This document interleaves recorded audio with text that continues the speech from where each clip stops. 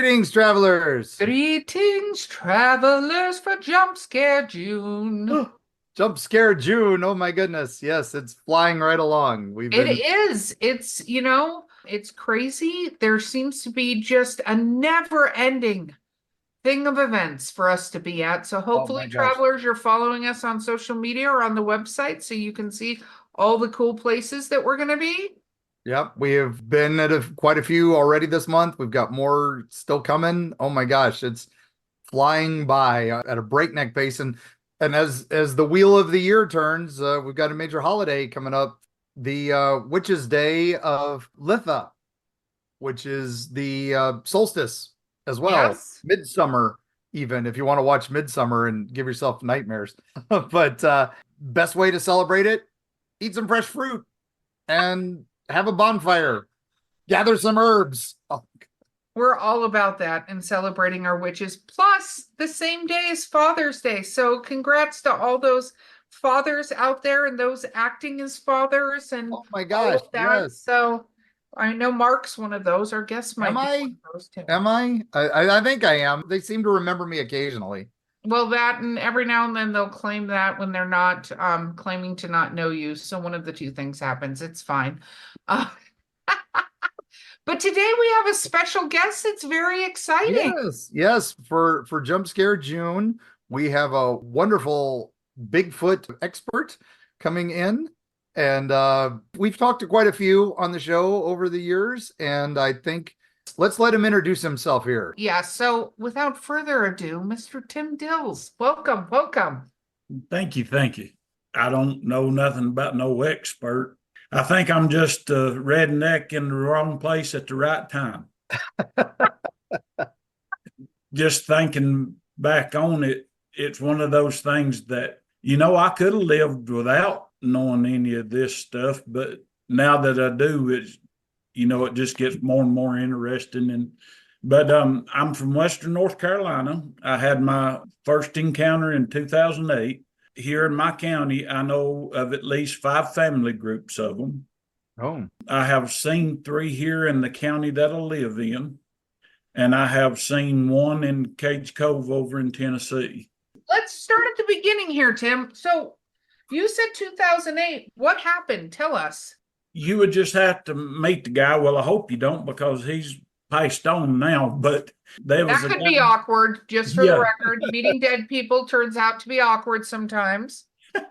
but I was actually outside skinning a deer. I'd been deer hunting, and I was skinning my deer, and he pulled up, jumped out of his truck, runs over to me, and he talked 90 miles an hour the whole time I've known him from 2008 until he passed away. He never slowed down. And he ran over to me. My name is Newsom Corbett. I just moved in up here on the mountain. We've also got some other land in the county that belongs to the family. I like to hunt and fish. I see you do too. So I'll get with you in 2 weeks and we'll go hunting or fishing. And I'm skinning my deer and I'm like, okay. And he takes off. And my wife comes out and said, who in the world was that? I said, all I got was his Newsom Corbett. He likes to hunt and fish and he'll see me in 2 weeks.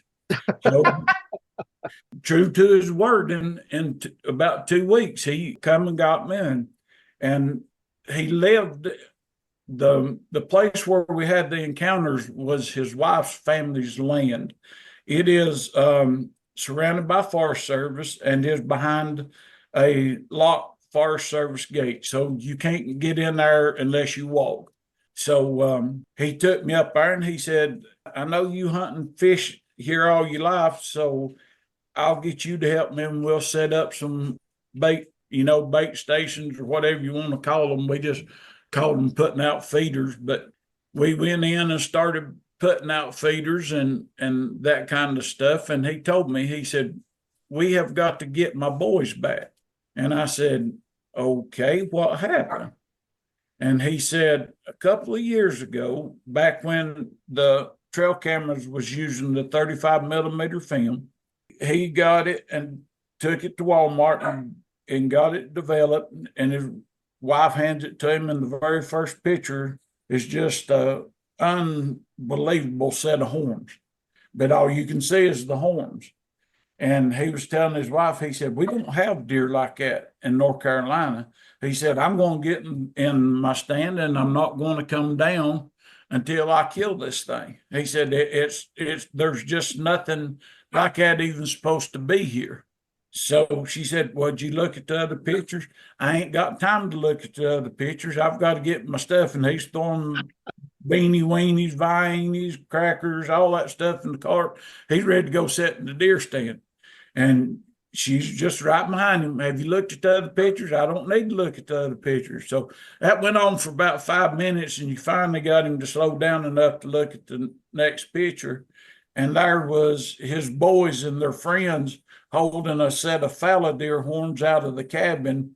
And they're all standing out in front of the camera now, and he can see that they had played a joke on him. Of course.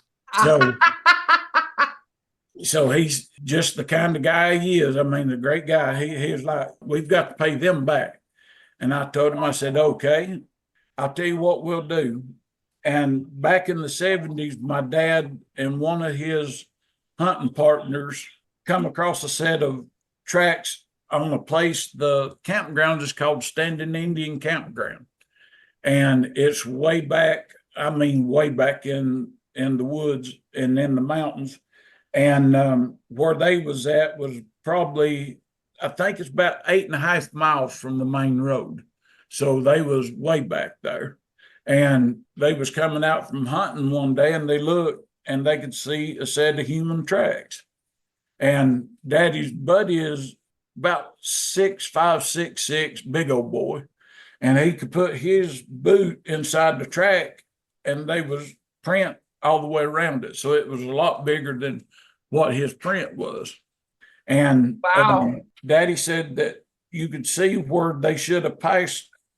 You know, at the time, we didn't think nothing about no Bigfoot. We thought some idiots running around barefooted.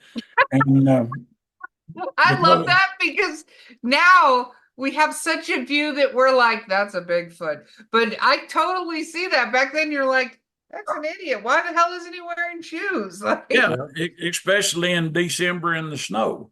So he said that where they should have passed it that morning, you could see it veered off the logging road that they was in and got a big oak tree between it and them. And he said you could see where it shuffled its feet as they walked by, and then come back down in the road and walked within touching distance of the Jeep, walked across the road and went up the bank on the other side. And so they was walking out to there and decided they was going to follow it. And they started across the road and started up the hill on the other side, and something just told them that we need to just stop and get out of here. So, so they just stopped and left. But I was telling him about that, and I told him, I said, I know what I'll do. I'll take a piece of decking board and cut it about 16, 18 inches long, and I'll take my Dremel to it, and I rounded the toes real nice, and I made me a big old set of tracks and put them on an old set of shoes that I had. And we went up there and we snuck in. It was during turkey season, and his boys was staying up at the cabin. So we snuck in and made tracks, and me and him both together jumped up and hold on to limbs and break them down and all of this stuff. And we thought we was playing a pretty good joke on them. And he told me, he said, they're going to call me after a while to come up and go walking with them. And I told him, I said, well, I can't be here. I said, because I'll die laughing. I just can't have it. So he said that they called him, and then he went up there and they walked right by the track. And he's like, yeah, yous ain't going to get me again.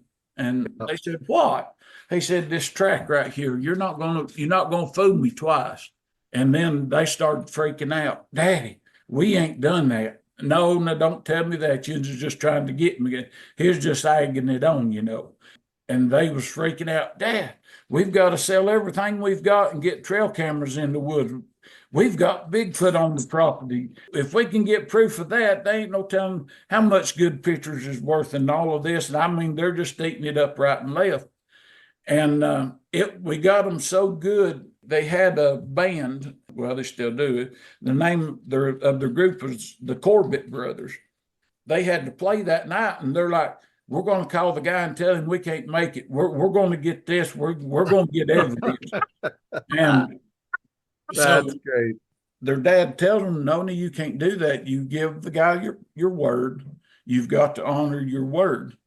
So they went and done their gig. Well, while they was there, their dad was with them. I snuck back up there and got my shoes, and I throwed clothes off the porch out in the yard, turned chairs over, and I mean, just like a tornado had come through there. They come in about 2:30 that morning and call him, Dad, that thing's been back and it's saying in your face. It's been here at the cabin. It's been on the porch. And it settled down that night. And the next day, they finally figured out it was us. Yeah. And Newsom told them, said, that payback's rough, ain't it? And they was all like, ha ha, yeah, you got us hook, line, and sinker. Well, the bad part was, once we done that, we actually started having encounters, getting yelled at, screamed at. The very first one that we had, we was up in the loft of the cabin going to shoot a wild hog that was coming and rooting his yard up. So we're up in the loft of the cabin, and 3 raccoons come out in the yard, and they feed around for 10, 15 minutes, and then they run back into the laurel thicket. And you hear something grab one of them. And I don't know if Jens has ever heard a coon squall or not, but I mean, it's unpleasant. Yeah. And it started doing that squalling, and then you just heard a big, and everything just went dead quiet. Oh, wow. I looked at him, I said, buddy boy, I've seen the Black Panthers. I've seen the Red Wolves. I know we've got mountain lions. I thought at the time, I thought I knew everything that was in the woods. And I told him, I said, number one, it ain't a dog jumping on it. I said, because dogs don't roar like that. Bears don't roar like that. Then it started whistling. We're sitting there talking about it, and then it starts whistling. And I said, I definitely do not know of anything that is, number one, is going to jump on the coon, and then number two, start whistling. I said, there's not a bird in these mountains that is going to make the sound that it made. And, we're just trying to figure things out. And that was the very first encounter we had. And then after that, it seemed like every time we would go in, that we would go to check our trail cameras or work on the feeders or whatever it was. Every time we would go, they would either be yelling or screaming, throwing stuff through the tops of the trees, putting stuff in the trails up to where we was going to. I've actually had pine tree tops that big around drove down in the ground in the middle of the trail going up to where I deer hunted at. So that was how it all started. Wow. That's epic. My goodness. We hear that a lot where people will play pranks and kind of goof around and do all that, but it seems to trigger something. It's like you're opening the door. You're saying, hey, look, we're here in this area. We're having fun. And then they go, wait, we're here in this area and it ain't fun. I've always thought, and everybody's got their own thought. Before he moved up here, they was only coming up maybe once or twice a year to stay in the cabin. So they wasn't having to put up with people. But now me and him's going every day up there to work on something to, you know what I mean? And then there's like, okay, we just need to show you we're here. Yeah. You're in our house. Yeah. What do you think may have been the real trigger there? Do you think that maybe you guys pushed a boundary, or were you in an area that you hadn't hunted before? Or do you think it's just the frequency? I think just how frequent we was going up there. If we wasn't going every day to where that had interrupted their everyday routine, that we'd have never heard nothing out of them.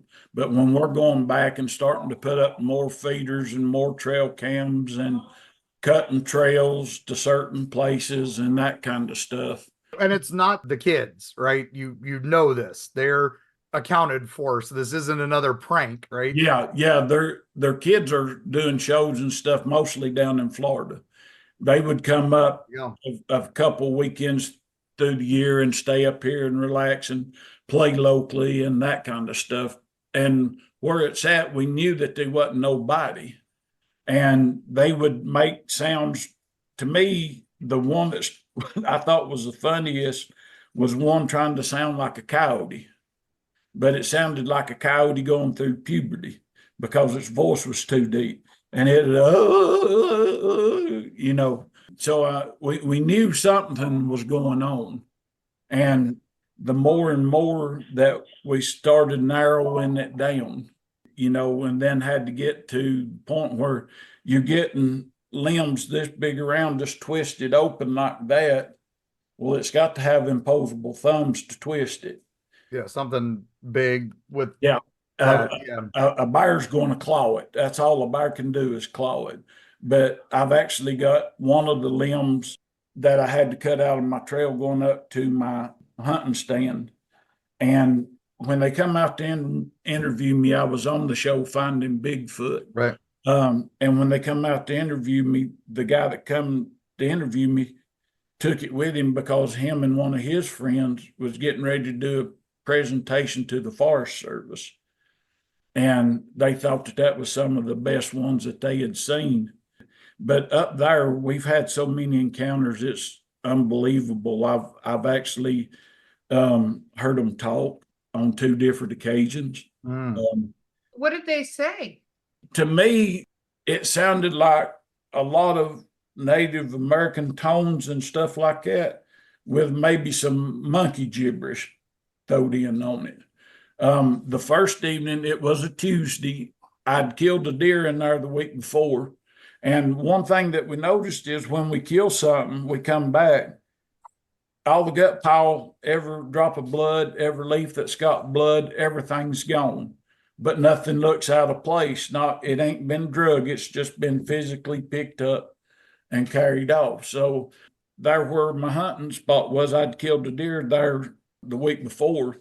And on Tuesday evening, just about 30 minutes before pitch black dark, I don't have the best hearing in the world, and I hear somebody talking, and I can tell there's 2 of them, and there's close enough to me I can tell what they're saying, but it didn't make no sense. So I text my buddy, I said, somebody's on your property, because I can hear them, but the language you're using I've never heard. I do have Native American in my family. I've got some full-blooded relatives that, so I've actually heard some of the Cherokee language before.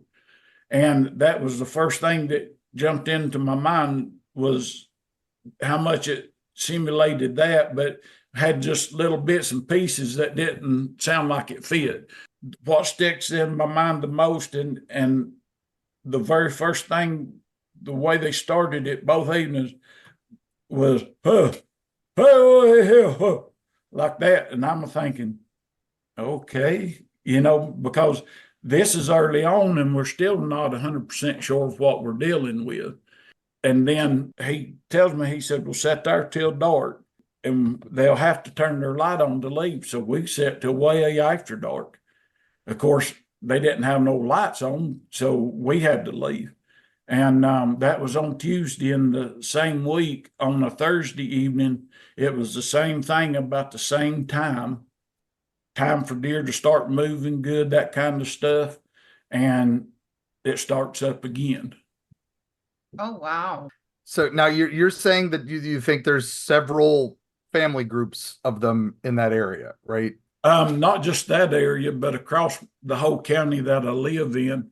The reason I say that is because I've been in one part of the county one day hunting and maybe get yelled at over here or followed in and out or whatever, and go clean across the county to another spot that's 30 miles away and get whooped at. So there's no way that, no way that they can know exactly where I'm going.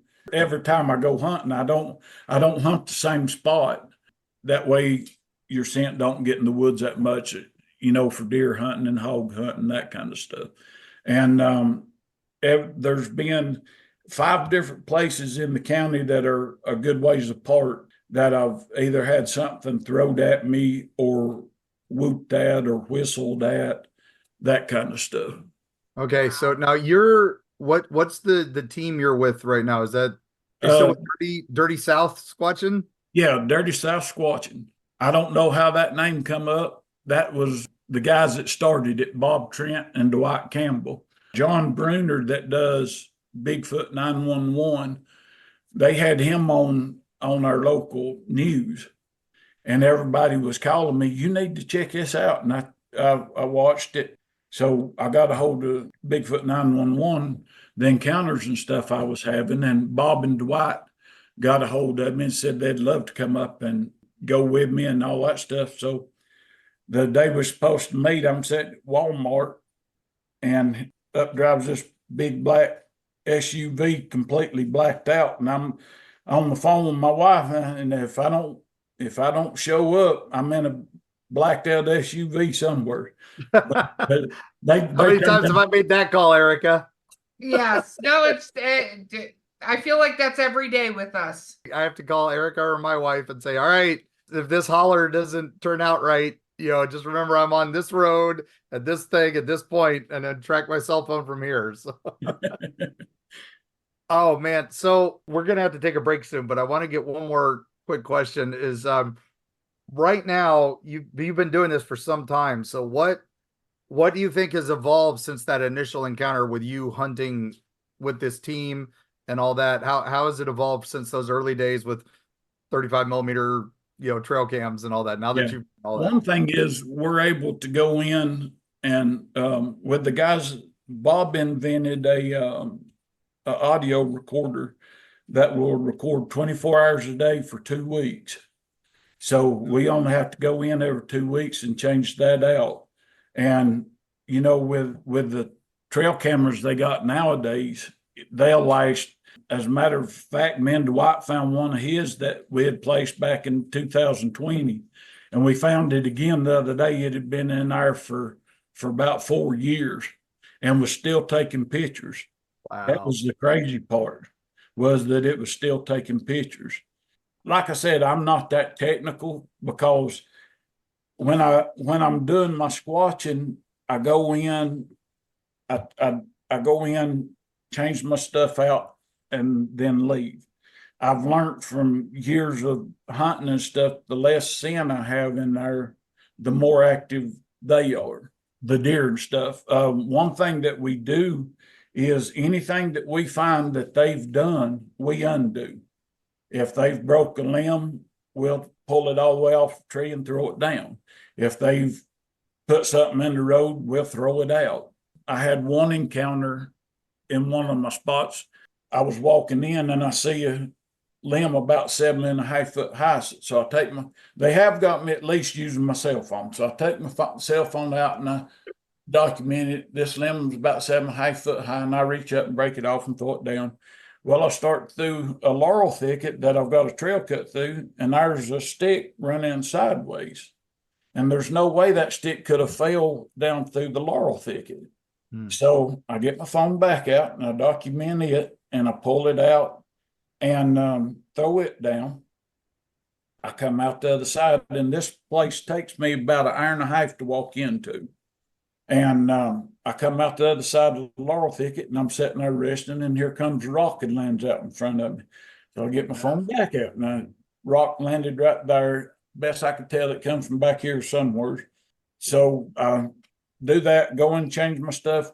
I come back out to where I'd broken that limb off, and there's 2 fresh limbs that had been broken, put over the trail while I was in there.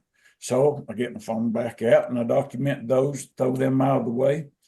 I go through this little narrow spot that's it's a little bit of a laurel thicket, but not bad, but it narrows down real tight. And as I'm going in, I hear one growl at me. And I'm like, you crazy thing, I ain't got time to put up with you. So I'll come out the other side and it growls again. And I've learned, just ignore them, because I think it hurts their pride more than anything that you don't acknowledge them. But I get ready to step across this small branch, and there's a limb that would have hit me across the bridge of the nose. And it wasn't there when I come in, because I had to step across the branch. So I'll get my phone back out and I document that and throw it down. And I get off the old logging road into a newer one, and there's a locust tree about that big around that I have to crawl in under. Well, I get down there to it, and it's got a maple about the size of a softball broke over top of it that wasn't there when I went in. So everything that they do, we undo because it seems to make them interact with us more. That is totally amazing. These are amazing stories. We have to take a quick break, but we will be right back with a word from our sponsors.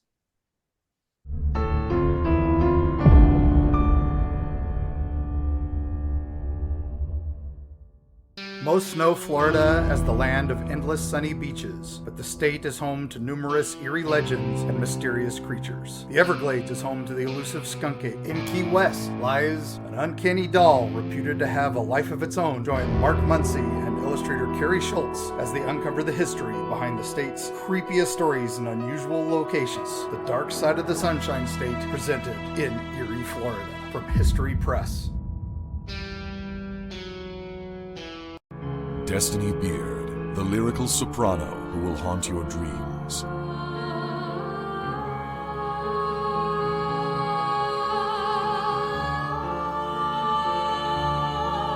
With her alluring melodies and intricate harmonies, this dark siren of wistful song shall capture your soul and lead you into the night. Check out Destiny's new single, The Haunting Is Over, with international musicians Sam Haines and Gary Bennett, as well as her other musical works at destinybeard.com.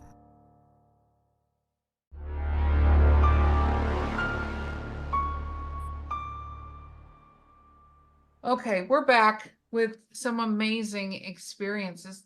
Tim, I'm curious, growing up and everything, did you, outside of now, this encounter happened later in life, but did you ever have paranormal experiences of any kind before this started happening? The only thing that I could say, when I was about 4 or 5 years old, my grandpa passed away, and he's in the hospital sick, and we're all at my granny's house going to eat lunch or supper, whatever it was.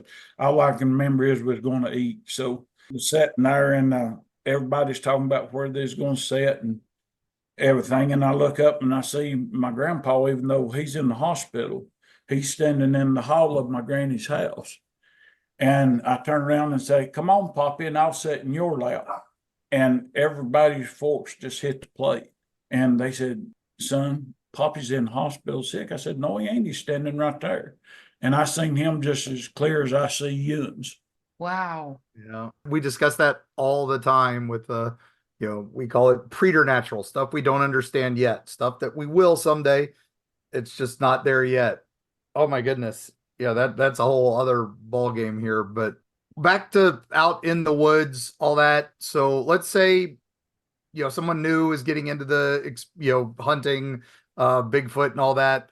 What would you say? How do you differentiate a Bigfoot encounter from like another wildlife encounter? Actually, I don't know how to answer that. The ones that, there's no other wildlife that can pick a stick up and throw it at you. It can't pick a rock up and throw it at you.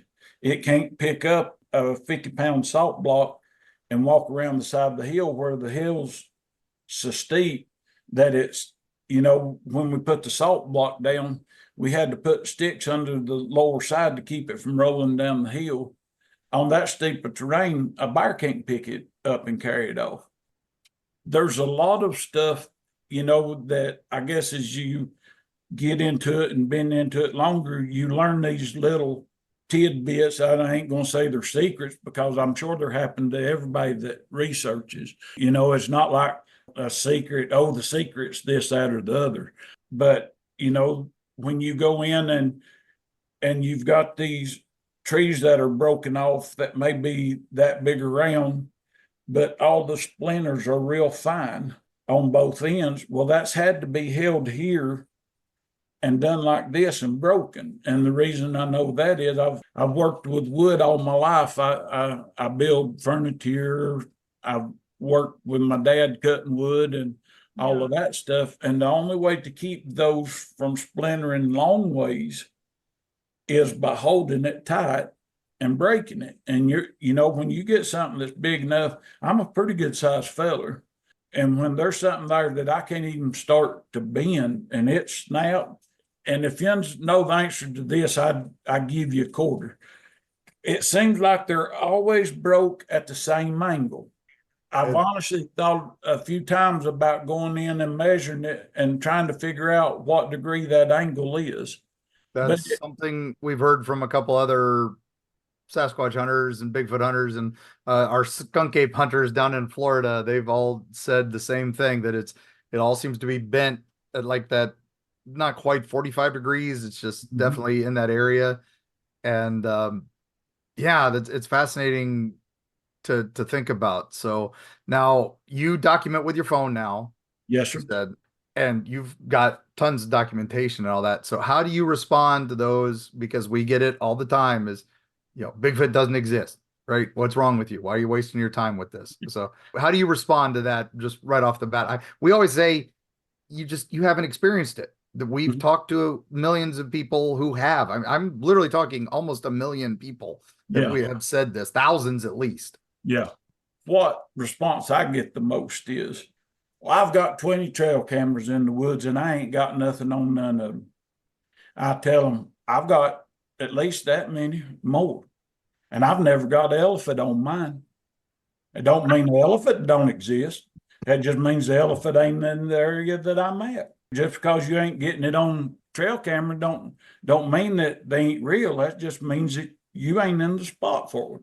It's not like deer, they're smart enough to stay hid as much as possible unless they're wanting you to see them and that kind of stuff. So number one, there's no telling how many somebody's walked by that, because they're either like this on their phone or they're sky bugging, they ain't paying attention to what's around you. But that's the biggest one I get. And I guess the second biggest one is, well, why don't they find bones? I talked to a Cherokee lady back when we was first having these interactions, because you take something you thought you had a pretty good realization of, and then you start throwing rocks in the gears. I told her, I said, there's something going on. We're finding twisted limbs and this kind of stuff. And she said, that's the little people. I said, ma'am, I'm talking limbs this big around. She said, that ain't the little people. I said, no, I didn't think it was. I've heard of the little people, And she said that the Cherokee didn't have nothing to do with them because they're cannibals. And that got me to thinking, well, if you check back with what happens when a chimpanzee or something like that gets hurt in the group, a lot of times they'll jump on it and kill it, eat it, devour it. There's nothing left. Well, are they just using that opportunity to feed because, somebody's dying or sick? It's an easy meal. Now, I ain't got no way of saying that's true or nothing. I'm getting ready to turn 57 years old, and I've actually been following my daddy in the woods since I was 6. In all those years, I've never seen a bear that died of natural causes. I've never seen a deer that died of natural causes. And I've never seen any wildlife die of natural causes in the woods. They have to die, but nature takes care of itself so quick that unless you just happen on it, I'd say within the first few months, you're probably not going to find nothing from it. Yeah, we lost just outside the house. We came back home from a recent trip and there was a dead vole outside. It's a little tiny thing, little vole.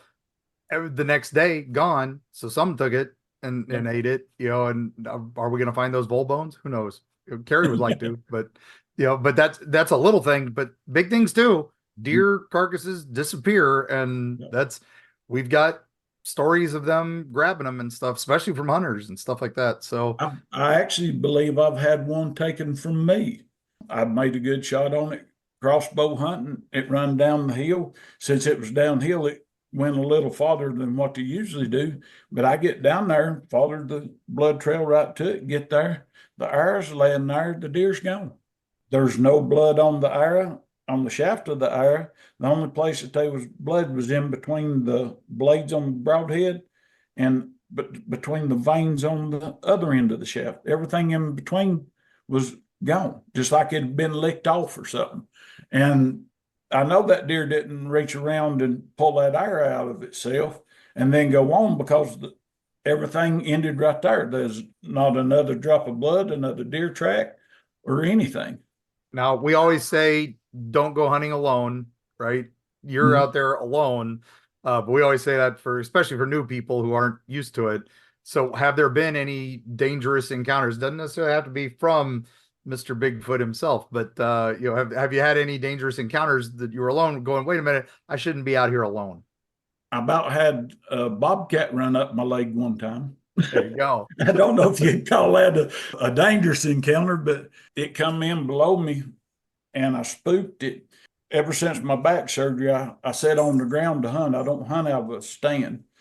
And I'm all camouflage sitting at the end of a big oak tree. I mean, just huge. And I scare it. Well, it wants to go up the biggest tree around, so it's coming right at me.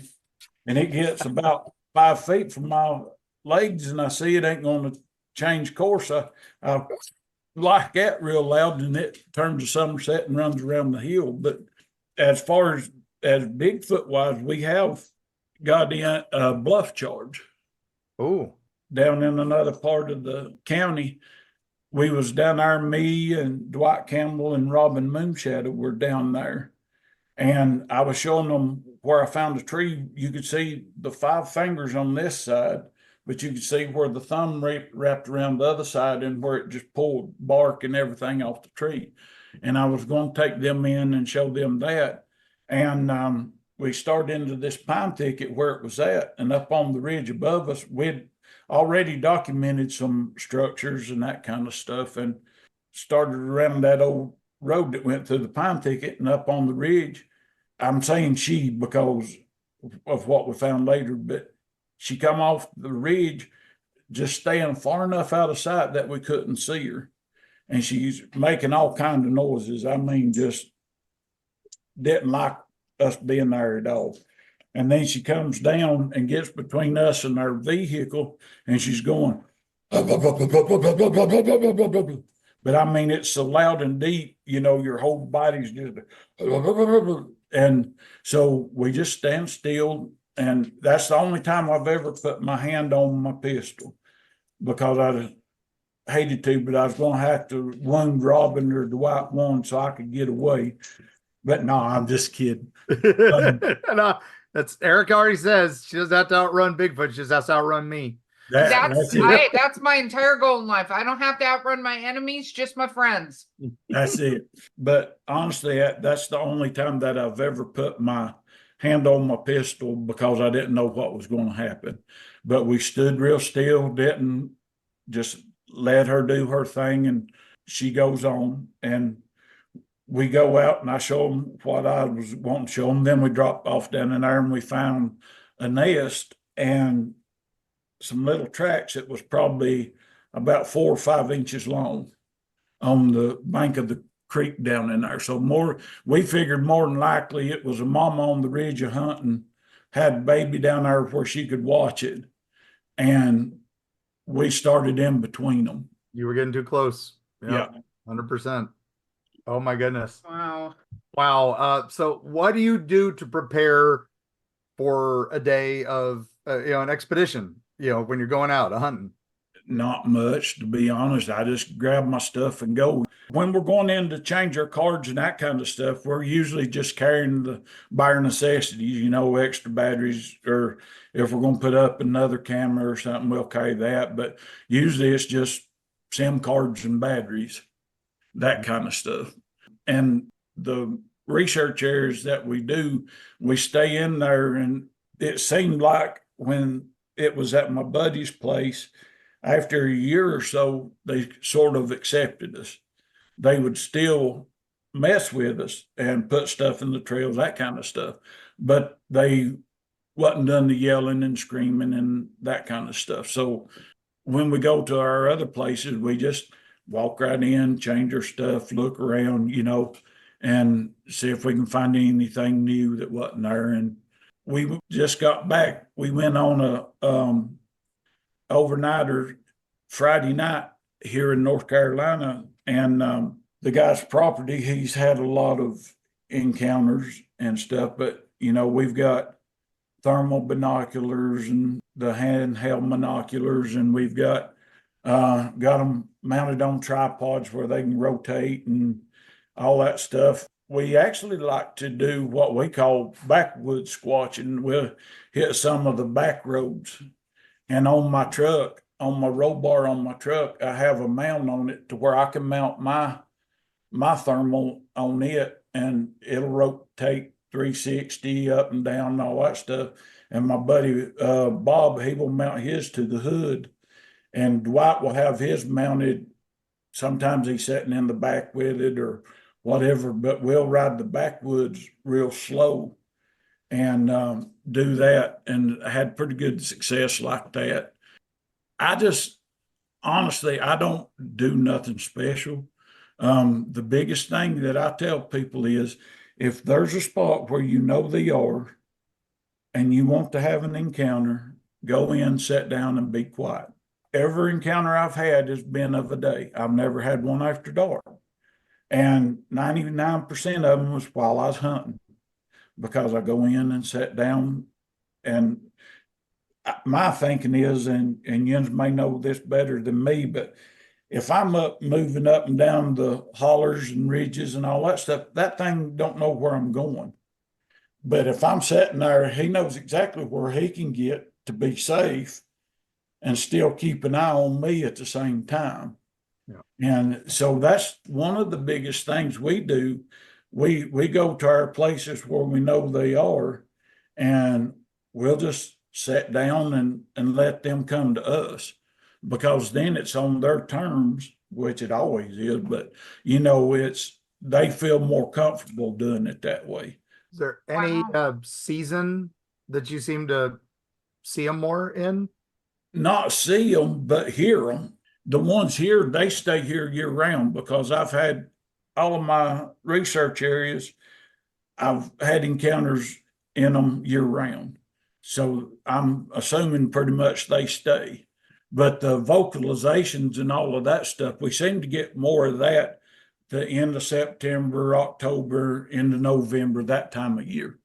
Erika, you have any questions? Well, so what I think is really fascinating is a lot of the encounters that we hear, it seems like you guys are taking a very, very practical approach to this, and a very casual, and I don't mean that like in a bad way, but a very like we go see. How many times you go out and nothing happens?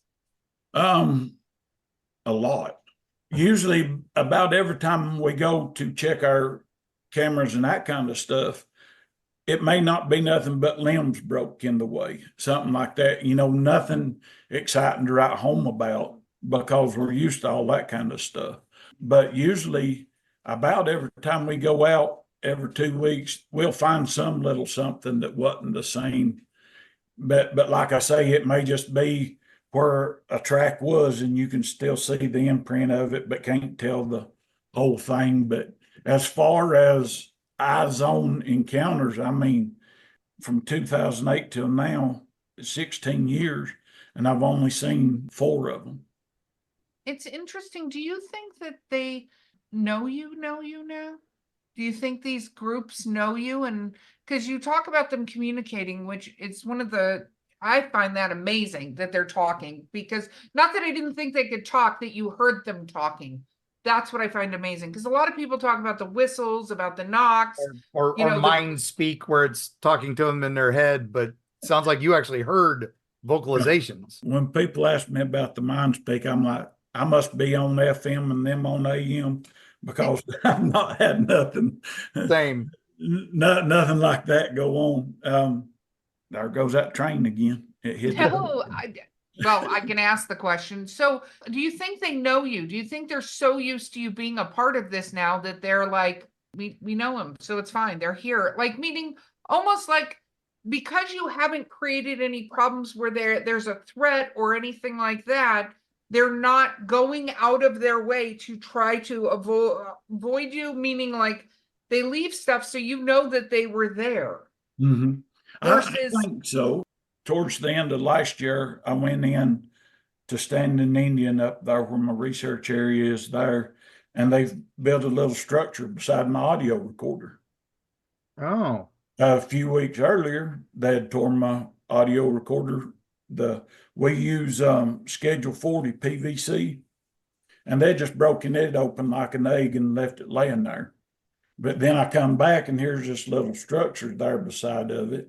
And so I think they do. Up on Newsom's property, me and my dad went in there hunting one evening, and you know us rednecks, we got to have a porta potty blind. So we walked past the porta potty blind up to the feeder, and that's where my dad would hunt, and I'd gone up to my spot. And I get up to my spot, and about the time of evening when deer and stuff start moving, I hear something coming. And I think I'm getting ready, for a bunch of deer to come out. And nothing ever happens. So I just keep sitting there. Everything quietens back down.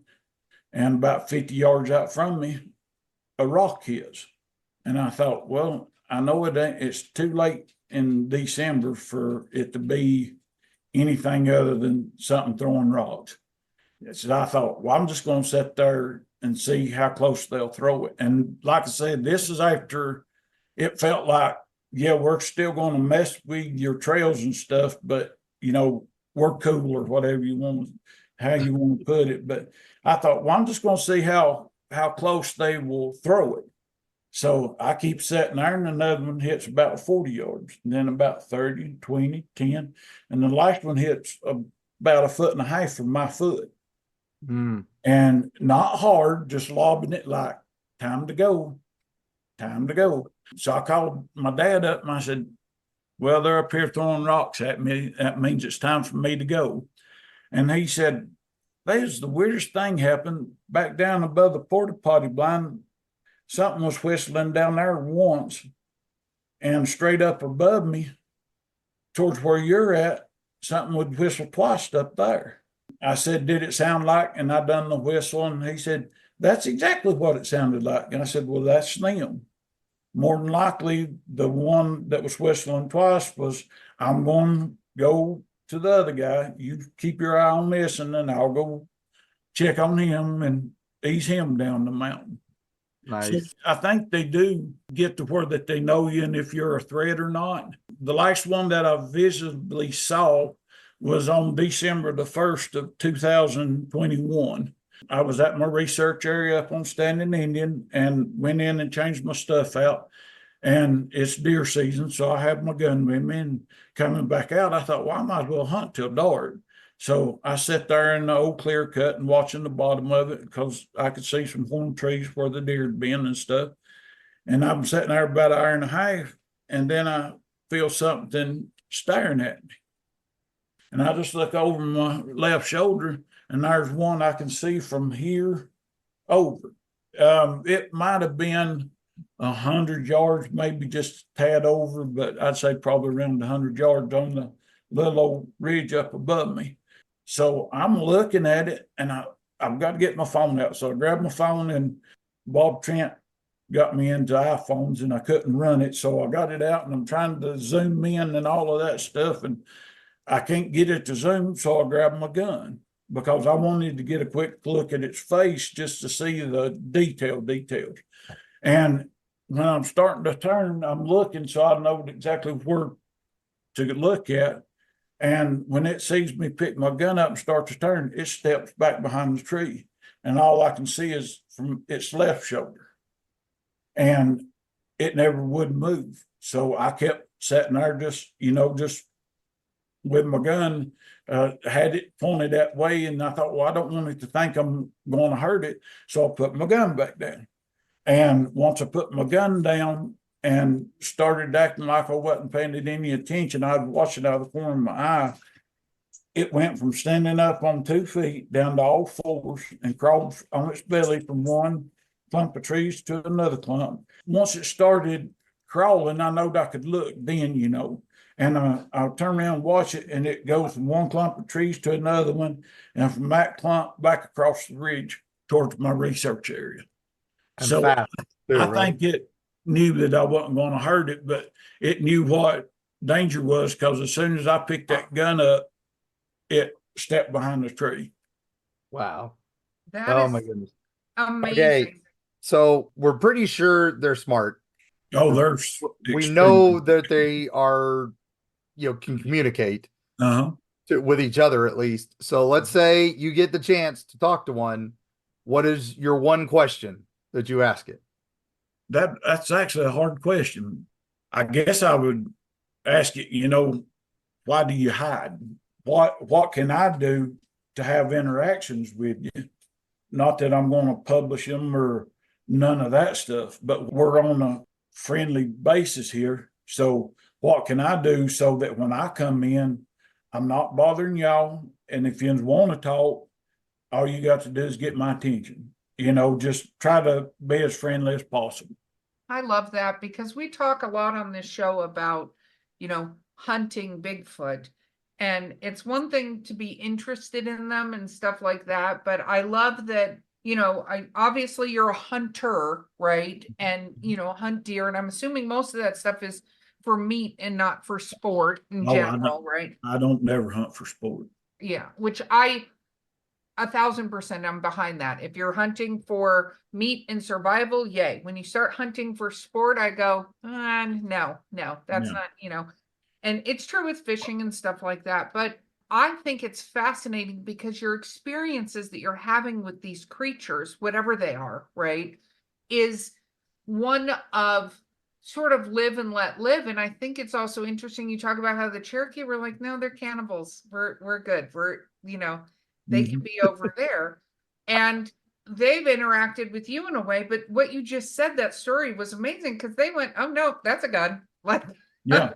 The recognition of it, which also has the intelligence, Mark, that you're talking about, of either having experienced what happens when one of those is fired at them. My thoughts exactly. Or experience watching what happens when they're fired at something else, and they watch the deer go down or whatever it happens to be that you're hunting.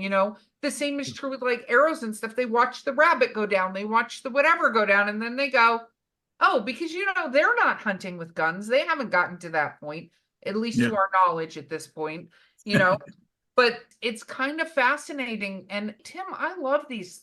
This has been a lot of fun for me, because I've heard almost a very different perspective versus the other people that I've heard stories from so far. And Mark's been way deeper into this world than me. I'm newer into this world with him, so he's got more experience. But Mark, thoughts on that? Because that's been fascinating. No, and we've got all aspects. We've got those that it's apes, those that it's an undiscovered species, others that it's the woo, they call it. They can do shape shifting, they can travel through dimensions and stuff like that. We don't know. This is all stuff. This is what we don't know, and that's why we are enthusiasts, why we want to learn more, and why guys like Tim here going out, Tim Dills, awesome, going out into the woods, every chance he gets to go hunting.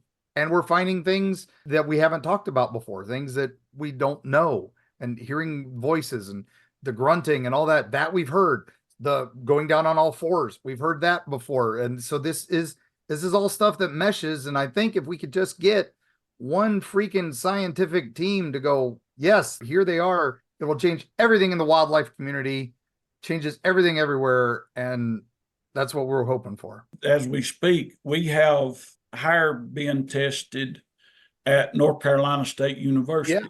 The first university to even do any DNA testing officially. And we found the hire a few years ago.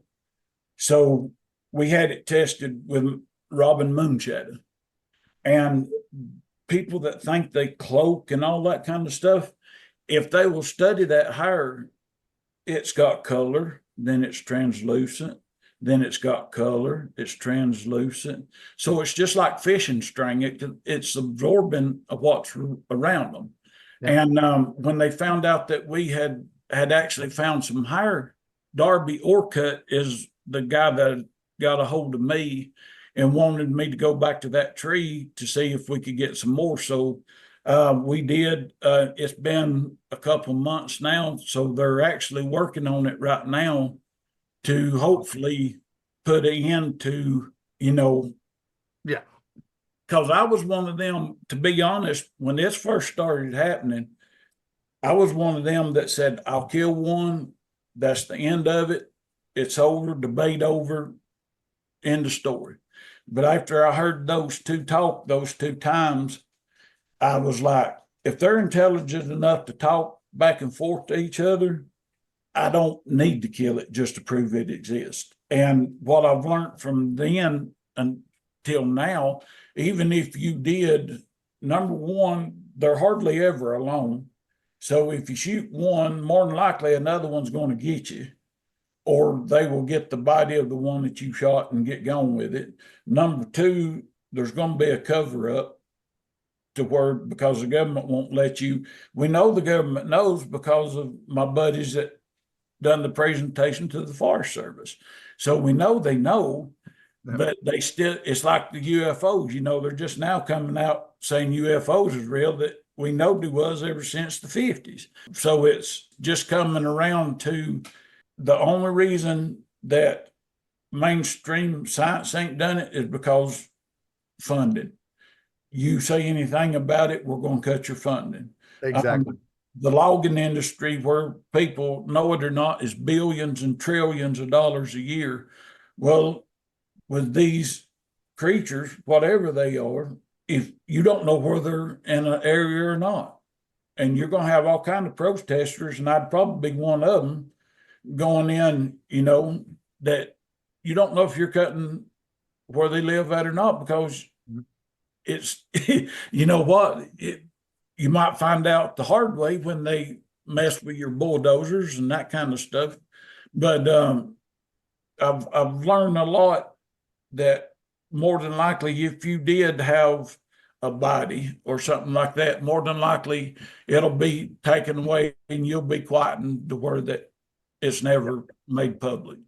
Exactly. It's so true. It's so true. Tim, thank you so much for being on this podcast with us. We appreciate it. It has been so much fun getting to know you and your stories.